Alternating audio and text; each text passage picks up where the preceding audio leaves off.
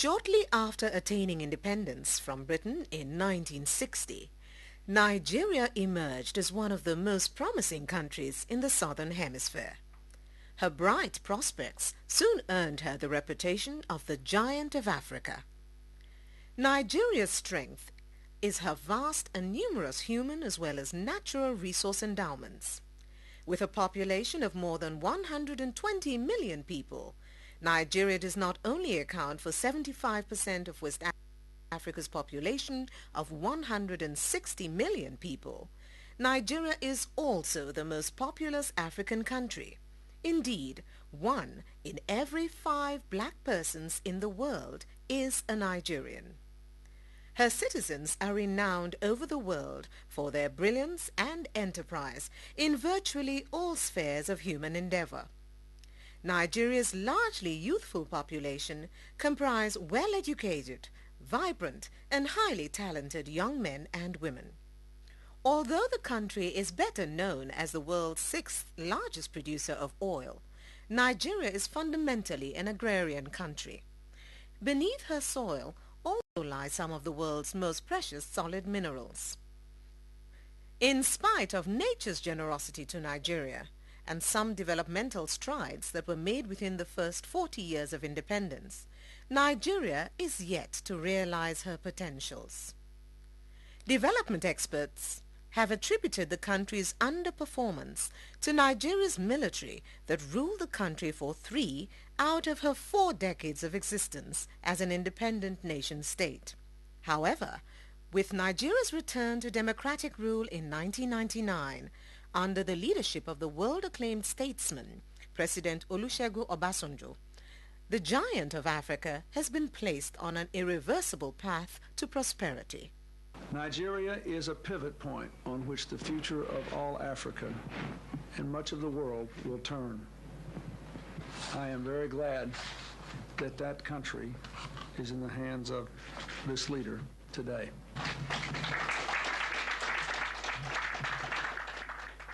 We have produced capable and experienced leaders in Africa who know how to handle its problem. And this is one of the key. Since 1999, Nigeria's democratic government has embarked on a twin-track approach of internal reforms and a robust campaign strategy to market Nigeria internationally.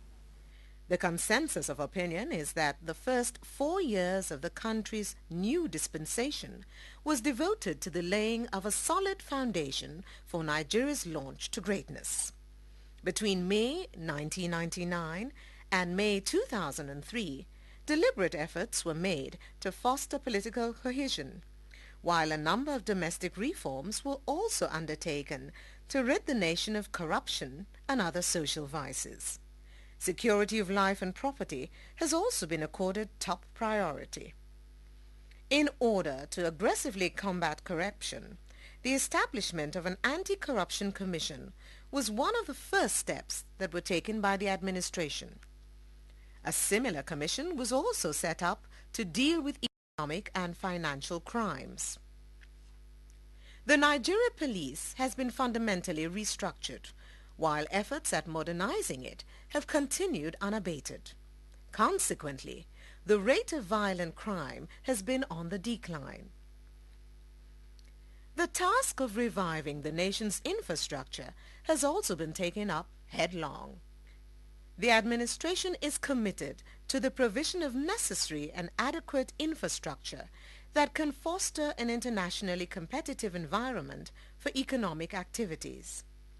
In the area of public electricity supply, Nigeria's generating capacity has been increased by more than 100%, from 1,600 megawatts per day in 1999 to the present daily average of over 4,000 megawatts. Still on infrastructure, new roads are being built all over the country, while existing ones are being efficiently maintained. The inland waterways and the railway system have similarly been significantly improved. Nigeria's 4 international airports and 8 of her main seaports have similarly received substantial attention. In its bold determination to improve the living standards of her citizens, the overall management of their national economy has been invigorated. In the process, the economy is also being transformed to participate beneficially in the highly competitive global economy. Accordingly, the administration operates an economy that is market-oriented, private sector-led, and internally and globally competitive. Conscious of the fact that jump-starting the depressed Nigerian economy which it inherited has to be investment-driven, the government has continued to enunciate and implement investment-friendly incentives and policies that are aimed at increasing the leadership role of the private sector in the operation of the national economy, as well as improving Nigeria's investment climate. For instance, the Investment Promotion Act has been amended to allow for 100% foreign ownership of enterprises, while a one-stop investment processing agency, the Nigerian Investment Promotion Commission, has been restructured to enable it effectively discharge its mandate. In its bid to fundamentally transform Nigeria's industrial sector, the Bank of Industry, which is a new commercially oriented development finance institution that operates under sound management and banking principles, was established with a mandate to finance industries that are competitive locally and internationally. In appreciation of the universally accepted fact that small businesses are the driving force of many prosperous economies, the Small and Medium Enterprises Development Agency of Nigeria was set up recently to assist SME operators with the preparation of bankable business proposals. Considerable time, energy, and resources have been invested to market the far-reaching transformations in Nigeria to the international community and potential foreign investors whose support and understanding are vital to the successful revival of the national economy. We have to woo the private investors. We have to appeal to them.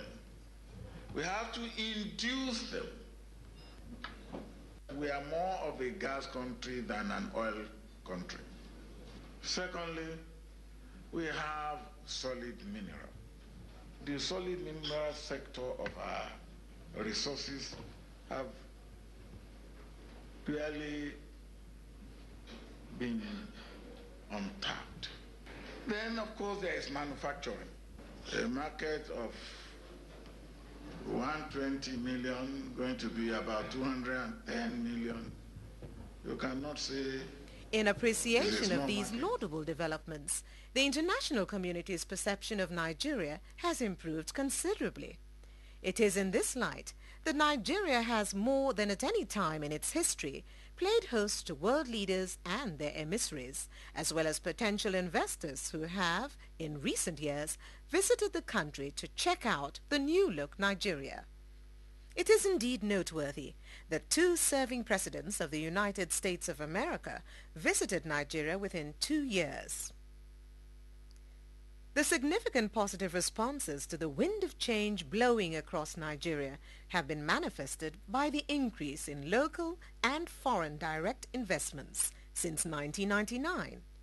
These are obvious signs of the rising confidence in Nigeria amongst Nigerians as well as foreign investors. The communication sector has recorded the highest inflow of foreign investments. By some accounts, more than $3 billion has been invested in the sector by foreign private telephone companies since 2001, when the Global System of Mobile Communication, GSM, was launched in Nigeria. Going by the overwhelming positive market response to the services provided and the business plans of the GSM firms, fresh investments in the region of another $3 billion are being contemplated over the next few years. This huge volume of investments has resulted in an unprecedented leap in the number of phone lines in Nigeria from less than 500,000 in 1999 to more than 2.8 million in 2003. This has brought about a corresponding enhancement of Nigeria's teledensity which as at 2002 stood at one telephone line to 50 persons. This is twice the International Telecommunications Union ITU standard of one telephone line to 100 persons. In the petroleum sector, efforts at realizing Nigeria's full potentials as more of a gas-producing country have been intensified. Aside from the completion of the third train of the Nigeria Liquefied Natural Gas Company, final investment decisions have been taken on the fourth and fifth trains, which on completion could rank Nigeria as the world's third largest producer of natural gas. Due to these successes, plans for 3 new LNG projects are underway, and the nation is well on course to achieving its zero gas flaring target by 2008. In keeping with the administration's commitment to the reduction of the dominance of the public sector in the economy, the implementation of Nigeria's privatization and commercialization program has been rejuvenated. As a result of these fundamental reforms and fresh investments in various sectors, as well as the rehabilitation, expansion, diversification, and modernization of existing enterprises, the growth rate of the Nigerian economy has been on the rise from 2.8% in 1998 to a peak of 4.2% in 2001. In the process, manufacturing capacity utilization doubled from 25% in 1998 to almost 50% in 2002. Some economists contend that the more than 300% increase that was recorded in Nigeria's non-oil exports between 2001 and 2002 is by far the strongest indication that the real sector of the economy is performing beyond expectations. This has been attributed to the liberalized economic environment and improvements in physical infrastructure. On the diplomatic front, Nigeria has been fully reintegrated into the Committee of Nations. The country now plays active and leadership roles in the world, as evidenced by President Obasanjo's election and emergence as the chairman of the Group of 77. Nigeria also presides over the Heads of States Implementation Committee of the New Partnership for Africa's Development, NEPAD. Nigeria's untiring efforts at ending the Liberian and Sierra Leonean crises have continued to be applauded worldwide. The rising level of optimism about Nigeria has been bolstered by the recently concluded civilian-to-civilian general elections. Observers are of the view that it is in the light of these expectations and improved perception that Nigeria has also been awarded the hosting rights of major international events. In recent times, Nigeria successfully hosted the World Summit on Malaria that was organized by the World Health Organization, the Commonwealth Investment Conference. And soon after Nigeria's Fifth Republic was inaugurated, Abuja played host to the Leon Sullivan Summit. Nigeria is now bracing up to host more international events between 2003 and 2004. The 8th All-Africa Games has been scheduled to hold in October 2003 in Abuja. And in December 2003, Abuja would be the venue of the summit of the Commonwealth Heads of State and Government. The 15th International Conference on Small and Medium Enterprises, ICSME, which is an annual event promoted by the World Association of Small and Medium Enterprises in collaboration with the host country, will be coming up in Abuja April 19 to 22, 2004. Considering the high level of preparations that are being made in Abuja, which is Nigeria's capital city, the country is certainly poised to also successfully host these upcoming international events. Nigeria had always seized the opportunity of its hosting rights to showcase the warmth and hospitality for which her people are renowned. Such occasions also serve as fora for displaying Nigeria's heritage, tradition, culture, and the dazzling entertainment capabilities of her people.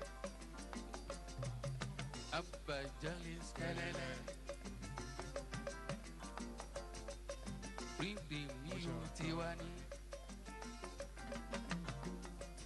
President Clinton Tiwani. President Obasanjo Tiwani.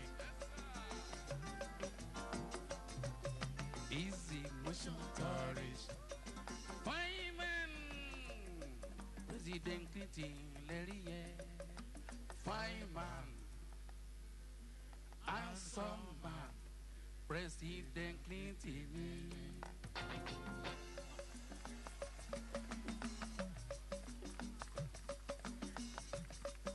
Utungbede, fine man, handsome man, President Clinton. From all indications, Nigeria is very much on course to host the 15th International Conference on Small and Medium Enterprises, ICSME, in April 2004. The government, the private sector, Nigeria's development partners, and indeed the generality of Nigerians are all involved. You are all invited to come and check out the new-look Nigeria, the giant of Africa, and the rapidly emerging development phenomenon of the 21st century that has become the cynosure of all eyes since 1999.